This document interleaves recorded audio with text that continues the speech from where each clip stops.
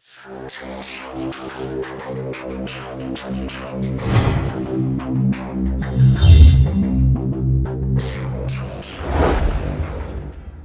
2024년 1월 1일 이정훈입니다. 지금 시간이 1시 45분을 지나고 있습니다.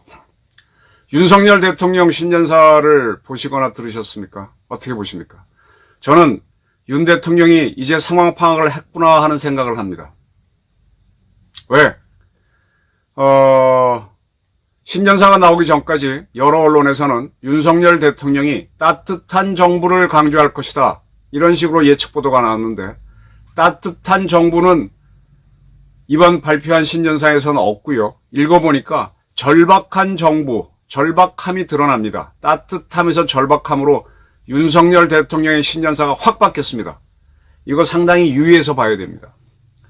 우선 경제가 나쁘다는 건 다 아시죠? 현재 태영그룹 위기, SBS의 모기업, 아마 SBS를 안 판다고 하는데 안 팔 수가 없을 겁니다. 그거부터 팔아야만 구조조정을 제대로 하는구나 라고 할 테니까 SBS 주인이 밝힐 겁니다.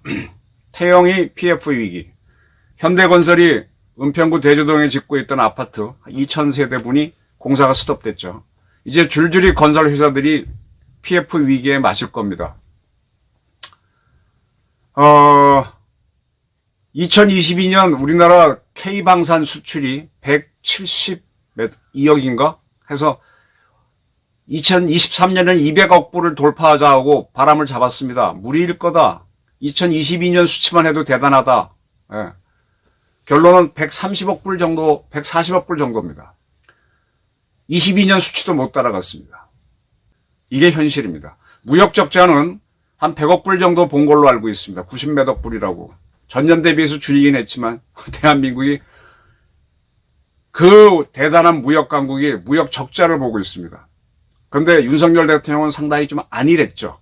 엑스포 한다고 해외나 다니고 국내 경제를 챙겨달라고 제가 몇 차례 공무원들을 움직이게 해야 되니까 현장을 계속 가셔야 된다고 얘기했는데 추석 무렵에 한번 갔다 오고 해병대에서 병사 숨져가지고 했을 때 잠시 반짝하는 거 외에는 하지 않았습니다. 이번에 윤석열 대통령 신년사 할 때 유심히 보신 분들은 얼굴이 말랐네 하는 걸 발견하셨을 겁니다. 네, 얼굴이 좀 빠졌습니다. 얼마나 빠졌는지 모르겠지만 절박하다는 것을 본인이 엑스포 실패 이후, 그 다음에 영부인 디오로백 사건 이후 확실히 느끼신 것 같습니다. 저는 이러한 절박함이 윤 대통령한테 거의 마지막 기회다. 지금 마지막 기회인 한동훈 카드를 썼잖아요. 이러고도 못 이기면 윤석열 대통령의 미래는, 또 대한민국 보수의 미래는, 또 대한민국의 미래는 결정이 되는 거죠. 빨리 절박해져야 되는데 절박함을 보였다는 데서는 조금 안심을 합니다. 이런 내용들이 있어요. 신년사에서.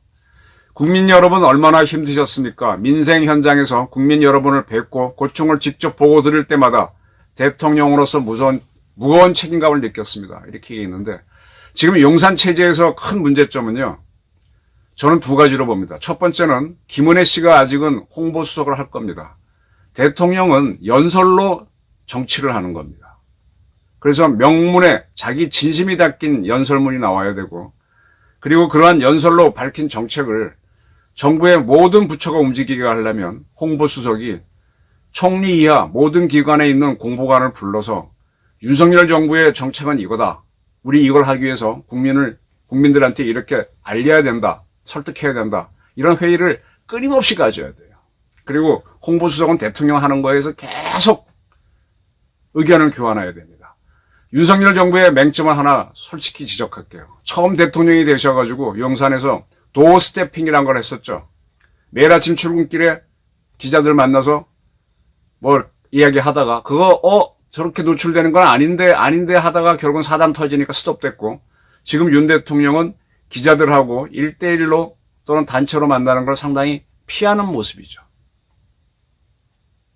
언론을 어떻게 상해야 되는지를 모르고, 그때 동아일보 SBS 출신의 최아무개 씨가 홍보수석으로 있었고, 그래서 이제 큰 변화가 있었죠. 그리고 이제 김은혜 씨가 들어갔는데 그다음부터는 아예 숨어버렸어. 이것도 제대로 못하는 겁니다. 박정희 대통령을 보시면은 그의 연설에서는 항상 본인의 진심이 들어있고 언론을 통해서 홍보를 통해서 통치한다는 걸 확실히 했습니다. 전두환 대통령도 마찬가지였어요. 저는 굉장히 전두환 대통령을 모델로 보고 그처럼 현장 가고 챙겨라 이렇게 얘기했었는데 김은혜 수석은 그걸 안 했습니다. 그 앞에 최 수석도 안 했고 그러니까 윤석열 정부는 위기를 맞는 겁니다. 또 이 정부가 출범할 때 윤석열 대통령 스스로가 민정수석을 없앴습니다. 민정수석의 기능은 지금은 국정원, 검찰, 경찰 이런 사법기관을 딱 통제해서 어쩌고 저쩌고 그다음에 주요 인사들이 인사검증하는 걸로 돼 있지만 원래 박정희 대통령이 만들었을 때는 이 국민들의 의견을 듣는 거였어요. 그리고 통치자들의 부정부패를 막는 거였어요. 대통령 친인척들이 설치는 거. 영부인 문제도 민정에서 다스리는 거죠. 친인척도 그렇고. 그리고 고관대작들, 자녀들 군대 안 가는 것도 거기서 감시를 하고. 그럼 민정 기능이 살아있어야 되는데 윤석열 대통령은 민정을 없애겠다고 하고 없이 출발했습니다. 제가 이게 기자를 하면서 많은 이 공직기관의 리더를 만나보니까 성공하는 사람들은 자, 이 기관에 고유 업무가 있어요. 경찰이면 경찰, 군이면 군. 그 고유 임무는 당연히 잘해야 되죠. 근데 내가 사령관이 됐어, 지휘관이 됐을 때 내 뜻을 전파하려면은 공보 파트를 통해서 하는 겁니다. 그걸 계속 전파시켜서 이해를 시켜서 밑에 있는 부하들이 알아듣고 따라올 때 조직이 변하는 거고 이 조직 내에서 문제가 생깁니다. 거기서 불만이 나오고 부정부패가 생기는 거는 감찰로 잡는 겁니다. 그래서 공보와 감찰이 이 두 개의 기능으로 통치를 하는 건데 그래서 감찰이 부정부패를 잡아내고 얘기를 들어서 전달해주면 대통령이 사령관이 이해를 해서 바꾸고 또 그걸 홍보를 통해 전달하고 여론을 조성하고 또 그 다른 여론이 들어오는 건 감찰이 잡아내고 거기 부정부패한 놈 잡아내고 하면서 이 조직을 끌고 가는 거. 나머지는 그냥 루틴한 건데. 근데 윤 대통령은 두 가지 기능을 한쪽은 죽여버렸고 한쪽은 있으나 마나한 조직으로 만들면서 갔습니다. 그러니까 지금 민생 현장의 국민 여러분 고충을 직접 보고 들을 때마다 무거운 책임감을 느꼈습니다라는 거는 사실은 엉터리죠. 이제 본인이 엑스포 이후에 실패 이후에 위기를 느낀 거예요. 들어야 됩니다. 대통령이 들어야 되고 언론을 이번에 이도훈 씨를 홍보수석에 앉혔는데 글쎄 그가 얼마나 해낼지 저도 궁금합니다. 자, 이런 연설도 있습니다. 이번 신년사에서 높은 물가와 경기 태조의 스태그플레이션을 겪었습니다. 대부분의 나라들이. 그리고 특정 국가 의존도가 심했던 나라, 에너지 전환 정책에 실패한 나라, 그리고 디지털 심화 시대에 정하지 못한 나라들의 경제가 큰 어려움을 겪었습니다. 특정 국가의 의존도가 심했던 나라가 누구냐? 유럽에서는 독일입니다. 독일은 통일되는 과정에서 한번 말씀드렸지만은 소련한테 승인받기 위해서 군사력도 줄이고 또 러시아가 나중에 됐지만 거기서부터 이제 에너지를 공급받았어요. 원래 독일이 강력한 핵 에너지 강국입니다. 근데 그걸 포기하고 러시아산 가스하고 그걸 받아갖고 그걸 에너지로 하다가 너무 거기 의존도가 심했죠. 그걸 하기 위해서 반핵 운동가들을 마음대로 운동할 수 있게 해주고 해서 원자력을 안 하고 러시아 에너지에 너무 의존하다가 지금 전쟁이 나니까 지금 독일이 지금 굉장히 어렵죠. 그 독일의 반핵 분자들의 노름에 놀아나서 따라갔던 게 문재인 정권의 반핵 운동이잖아요. 근데 지금 윤 대통령은요, 지금 집권 1년 반이 지났는데 새로운 원전 짓는다는 걸 아직 못하고 있습니다. 그래서 제가 이미 문 정권이 세운 고리 1호기라든지 월성 1호기 재가동 특별법이라도 하십시오 하고 계속 권하고 있는데 못하고 있죠. 그 다음에 우리가 지난 한 몇십 년 동안 고도 성장을 선진국으로 간 거는 중국에 과도한 투자를 해서 중국으로부터의 막대한 흑자였는데 중국이 세계를 위협하는 국가가 되는 순간에 우리 위험해집니다. 근데 이거를 깨지 않으려고 박근혜 정권도 시진핑한테 비위 맞추고 문재인도 하다가 끌려가다가 점점 어려워졌었죠. 저쪽이 변했을 땐 나도 변해야 되는데 안 변하다가 이제 중국과의 관계를 많이 윤 정부가 띄어내니까 우리 경제가 중국화 늘 몇백억 흑자 보던 게 몇백억 적자로 가면서 우리 경제가 어려워졌잖아요. 특정 국가에게 너무 의존한 거는 우리나 독일이나 마찬가지입니다. 큰 실수를 해왔습니다. 그 스태그플레이션을 우리가 겪었죠.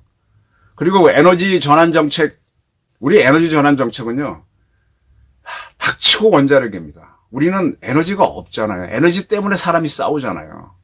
돈도 에너지고, 근데 우리는 석유도 수입해, 석탄은 없어. 근데 신재생가 너무 비싸. 근데 원자력은 그나마 국산할 수 있는 거지 않습니까? 근데 이걸 버려? 이거를 그 반핵 분자들이 떠드는 그 이상한 선동에 속아 넘어가? 아니, 화력이나 수력, 다른 거는 사건, 사고가 안 나나요? 이걸 왜 북한 장단에 노는 자들한테 끌려갑니까? 지금이라도 윤 대통령은요, 한국 원자력을 살려야 됩니다. 살려내고, 우리 원자력 발전을 가지고 수소 에너지를 생산해서 수소 가지고 뭔가 뚫고 나가는 이런 전략을 과감하게 펴야 됩니다. 그리고 지금 우리나라 원자력 발전소가 많은데 거기서 나오는 사용 핵연료 중간 저장할 곳이 없어 문제지 않습니까? 이걸 추진하려니까 그 지역에 그걸 원하는 지역이 좋은 지역에 있으면 선정해서 해주고 거기다가 경기를 살리고 해주면서 토목 경기라도 일으켜야 된다는 겁니다. 근데 이걸 안 하시고 1년 반 이상 지나왔습니다. 그리고 이제 윤 대통령은 기업인 여러분께 깊이 감사드린다라고 하는데, 예, 기업인들을 데리고 이제 뭐 해외도 가고 먹방도 하고 하는 건 좋습니다. 좋은데, 과연 기업인들이 윤 대통령을 믿고 최선을 다했느냐? 저는 의문점이 남아요. 특히 최태원 SK 회장을 보면서 본인의 이혼 문제가 걸려 있고, 문재인 정권 때 가장 그 혜택을 본 게 SK잖아요. 근데 그가 엑스포를 한다고 할 때 저는 저거 되겠나 그랬는데, 이 기업인들이 윤 대통령 비위를 맞추고 있다는 걸 보셔야 됩니다. 그들이 최선을 다하게 뛰게 하려면은 한편으로는 조져야 되는데 그게 없었죠. 좋은 관계만 만들었을 뿐입니다. 그리고 윤 대통령은 재정 여력을 확보하면서 물가를 잡고 국가 신인도를 유지해왔다 그랬는데 지금 물가는요 굉장히 올라 있습니다. 물가 잡은 거는 전두환 대통령처럼 잡아야 됩니다. 이러한 전두환 대통령이 광주랑은 직접적인 상관이 없고 12.12기는 군사 반란내고 YS가 허위로 해놓은 걸 그걸 진실로 받아들이고 뭐 한동훈 비대위원장도 곧 5.18 묘지에 가겠다는데 그렇게 주사파한테 속아 있으면 정말 곤란합니다. 전두환 대통령은 그런 사람이 아닙니다. 물가를 잡았어요. 박정희도 못 잡은 걸 잡았습니다. 매일매일 박 대통령은 수출을 하기 위해서 매일매일 수출 진흥 확대를 했고 전두환 대통령은 물가 잡기 위해서 매일매일 물가회를 했습니다. 윤 대통령도 경제가 나빠지니까 수출 진흥 확대에 비슷한 걸 한두 번 하다가 그다음에 흐지부지 되더라고요. 현장 탐방도 흐지부지 되더라고요. 물가 잡는 것도 진짜 진심으로 하셔야 됩니다. 그리고 경제를 살리려면 김재익 같은 사람을 딱 믿고 맡겨야 돼요. 진짜 잘하는 사람한테 맡겨야 됩니다. 그리고 뭐 여러 가지 얘기했는데 일자리 외교도 하고 모두 얘기했는데 일자리 외교까지 나올지. 그 다음에 이제 부동산이 지금 부동산 경기를 살리기 위해서 제가 4대강 사업이라도 하자라고 얘기했었는데 지금 윤 대통령이 새해에서는 새 집을 찾기 위해서 도시 외곽으로 나가지 않도록 도심 재개발을 하겠다. 지금 종로구청장이 고민이 굉장히 많습니다. 종로가 대한민국 서울의 핵심이지 않았습니까? 근데 종로의 절반 3분의 2 이상이 슬럼입니다. 창신동, 신설동 그쪽으로 가보세요. 종로 4가부터 쭉 성북구까지 가보면은 야 종로 3가부터지 그런 슬럼이 없습니다. 이 재개발을 못해요. 세운상가 지역 오세훈 시장이 한다 그랬지만 거기도 좀 두고 봐야 되고 강북이 완전히 죽었습니다. 다 바깥으로만 도시화를 했어. 그건 옛날에 그게 옳았지만 지금은 도심 재개발을 해야 되거든. 지금 정몽원 누구야? 종로구청장이 좀 아는 분인데 자기 이 종로를 이걸 옛날 우리 문화도 많고 도심을 살리고 싶은데 이게 안 되지 않습니까? 이 강북 재개발을 MB가 뉴타운으로 하려고 그러는데 그걸 참고해서 MB 이명박 대통령, 전두환 대통령 이런 사람들이 실질적인 사람이거든요. 굉장히 참고해서 강북 재개발을 하셔야 될 겁니다. 토목 경기를 일으켜야 국내 경기가 살 겁니다. 부패한 패거리 가르텔과 싸우지 않고는 국민을 위한 개혁이 불가능하다. 맞습니다. 부패한 패거리 가르텔이 바로 이재명입니다. 이재명과 김만배입니다. 이걸 치셔야 돼요. 직접 치셔야 돼요. 이거 못하고 질질 끌면서 1년 가는 동안에 2년 가는 동안에 이 모양 이 꼴이 된 겁니다. 손에 피를 묻히셔야지. 이러니까 지금 절박해지시고 살이 빠지는 겁니다. 노동개혁 문제를 얘기했고 김문수 위원장 뭐 제가 굉장히 좋아하는 선배이고 하지만 아직도 움직임은 없잖아요. 왜? 지금 민노총은 굉장히 약해져 있습니다. 그리고 북한하고 내통된 것도 나왔고. 근데 왜 이걸 가만둡니까? 지금 법 때문에 그렇다고 하지만은 국가정보원처럼 몇 가지를 완전히 죽여놓은 게 문재인 정권인데 문재인 잡아놓으라고 계속 그러잖아요. 노동개혁해야죠. 이럴 때 민노총 못 잡으면 대한민국 도약을 못합니다. 연금개혁 뭐 이건 뭐 건너뛰겠습니다. 그다음에 안보 문제를 얘기했는데 한미동맹을 완전 복원하고 포괄적 전략동맹으로 확장시켰다. 글로벌 포괄 전략동맹. 뭐 이미 한미 관계는 동맹인데 거기다 뭘 더 붙여봐야 수식어죠. 자, 한미 관계는 잘 하셨어요. 한일 관계도 복원한 거 잘했습니다. 근데 거기서 멈출 것이냐? 대통령은 그 다음에 삼축 체계를 얘기했는데 삼축 체계는 자 미국이 먼저 핵무기를 개발했습니다. 그리고 3년 후인가 소련이 핵 개발을 합니다. 그 미국이 수폭 만드니까 바로 따라옵니다.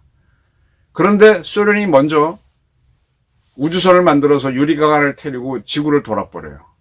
그러니까 미국이 진 거죠. 우주 개발에서는. 그때부터 미국이 공포에 빠집니다. 우주선 타고 가다가 거기서 창문 열고 핵폭탄 던지면 미국이 망한다 그래서 막 미국이 막 그때부터 막 냉전이 치열해지는 거죠. 그러다가 미국이 잠수함, 핵추진 잠수함에서 쏠 수 있는 SLBM 탁재하면서 그래 소련이 먼저 쏴서 우리가 다 죽어도 30분 내에 SLBM 쏴서 너희도 죽이니까 나 때리지 마. 그래서 밸런스 오브 호로 공포의 균형을 잡아서 냉전으로 가죠. 그리고 한참 오다가 미국이 소련이 쏜 미사일을 막아내는 MD를 하게 되면서 그러면서 이제 소련이 무너지고 러시아가 생겨나는 거죠. 우리 삼축 체계는요 별거 아닙니다. 우리는 핵도 없어요. 쟤네들은 핵을 쏘는 걸 우린 재래식으로 쏴서 균형을 잡아보겠다는 거예요. 그리고 플러스에서 미국의 MD를 뽐다한 KAMD를 넣어가지고 얘네들이 쏜 핵미사일을 막아보겠다는 건데 KAMD가 미국의 MD만큼 세다고 보면은 큰 착각이죠. 삼축 체계로는 북핵 문제를 다룰 수가 없습니다. 그래서 제가 국가정보원과 우리 정보사, 그다음에 육군과 해군에 있는 특수전 부대를 활용해서 미국도 지금 미국 CIA가 아프간이라든지 이런 데서 특수전을 해서 이란을 상대로도 핵미사일 하는 놈들을 제거하지 않습니까? 이건 우리 대한민국 평시작전권으로 대통령이 할 수 있어요. 한미연합사가 하는 게 아닙니다. 해야죠. 김정은을 제거해야죠. 지금 대통령이 뭔지도 모르고 병장 봉급을 200만 원까지 올린다고 하니까 소위 중이 다 올려야 되고 그럼 이 비용 나가면서 전투력이 올라갈 것 같아요? 그리고 과학화 장비만 잔뜩 올린다고 될 것 같습니까? 이 군 문제는 다시 보셔야 됩니다. 그래서 우리 지금 폼으로 태권도 시범이라 보이는 특전사, HID 요원 그런 걸로 쓰지 말고 우리 국정원 기능 지금 팍 죽어 있는데 대북 공작으로 과감하게 써야 됩니다. 그래서 북한이 핵전쟁 한다고 도발하면 그래 붙자라고 나가면서 그러면서 북한을 잡을 수 있는 기회가 열리는 거예요. 굉장히 절박하죠. 지금 한미 관계 했다고 되는 게 아닙니다. 방산 수출은 150억 달러를 했다고 얘기하셨는데 뭐 그 정도 조금 했거나 134억인가 들었는데 어쨌든 지난해 못 따라갔습니다. K방산 못 밀어준 것도 많이 고민하셔야 되고 K원전 수출이 안 된 것도 잘 고민하셔야 됩니다.